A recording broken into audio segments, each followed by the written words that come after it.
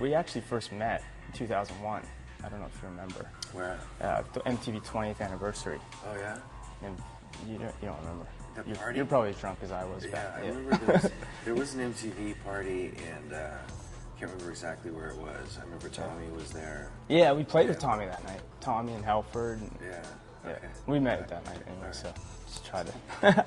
I knew you probably wouldn't If remember. it's but, not in the book, I probably don't remember it. yeah. Let's talk about the book. Why did you decide to write a book? Well, what happened was, I've been approached about doing a book a bunch of times and had absolutely no interest in doing it. Didn't like the idea of it. Thought it was, for A, too final, to B, too self-involved and self-indulgent, and C, who gives a shit, you know? Yeah. But in recent last couple of years, I say recent years, there's been a lot of attention sort of directed towards Guns N' Roses and the whole mystique or lack thereof of that band, Right. and my involvement with it, and my relationship with my old singer, and rumors about the band reuniting, and everything was so matter-of-factly, and it's just part of this whole media blitz that's sort of touching on everything they can get their hands on these days. And I just got so overwhelmed with it, and finally got to a point where just doing regular press wasn't really helping. It was just making it worse. So I figured the best avenue I could take would to be just to write it down. Set it straight, kind of thing. Do you get sick of talking about Guns N' Roses now? Or like everyone saying, is it gonna come back? Yeah, you guys, I'm sick you of must that, 'cause get kind of. I don't have an answer for that. I mean, I usually would say just flat out no. Yeah. But I mean, the reality is, I don't see it happening. I don't have any plans for it to happen. But if somebody asked if you're going to get back together tomorrow, I'd say definitely not. Yeah.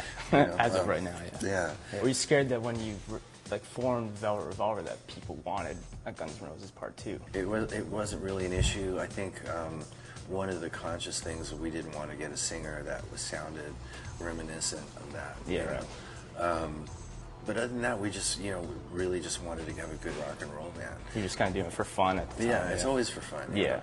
It's just what I love to do. So And it's it's never kind of- changed. It's the yeah. same as it was when I first started. Yeah, you've worked with a lot of people, like Michael Jackson, Iggy Pop. Actually, we've worked with Iggy Pop as well. Yeah. How'd that come up, the Iggy thing?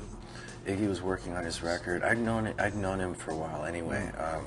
He knew David and knew my mom, and so we've known each other ever since I was a kid. Yeah. So at some point he came to us and said, "Do you want to play on my new record?" And I remember we were in the parking lot at the Rainbow, and he had a cassette of him playing all these songs on acoustic and singing real, like when you think of a demo, like a real demo. Real demo, yeah. Yeah. And then we just went into the studio with Iggy and Don Was and just worked these songs up, and it came out really good. Yeah. That's cool. It was great working with him. Yeah, he's really down to earth, really mellow. You also mentioned David Bowie too. Have you talked to? Oh, I did. I mentioned his name just now. I didn't say his last name. Yeah. Oh, David. Sorry. Yeah. Have you spoken with him since you were like a child? Well, I see him when I see him. See him when you kind see of him, thing. yeah. I don't really seek him out. I did. It's something that's mentioned in the book. My mom, when I was really going through a lot of hallucinations and really enjoying that, but really out of my tree. And she said, "You should give David a call. He knows a lot about that kind of stuff." And so I called David, and he was like, "Oh, you're in a bad way," because I think there's his philosophy, and I actually happen to agree with him, is that you break yourself down on a sort of on a spiritual level to a point where you're exposed to a lot of stuff that you normally don't, you're not aware of. Yeah. And that's some of the stuff that you start hallucinating is some sort of a reality on another plane. And I never would have thought about that. Yeah. It seemed interesting, a concept. Yeah, wow. And then after that conversation, I was like, okay, thanks, Dave. And then I kept doing what I was doing. Yeah, yeah, yeah. Right. But he's a good guy and an amazing songwriter and just performer. Yeah. Really, really interesting. You probably saw him perform when you were little. Yeah, right? because my mom was doing all his clothes, so that's how they were dating, and she was designing all his clothes. So we went to every concert, and then he and she took off to New Mexico to do the Man Who Fell to Earth, was this movie that he did. Yeah. And so then they really hooked up for a while. Yeah. And then eventually, like all rock and roll relationships, it sort of ended. Yeah.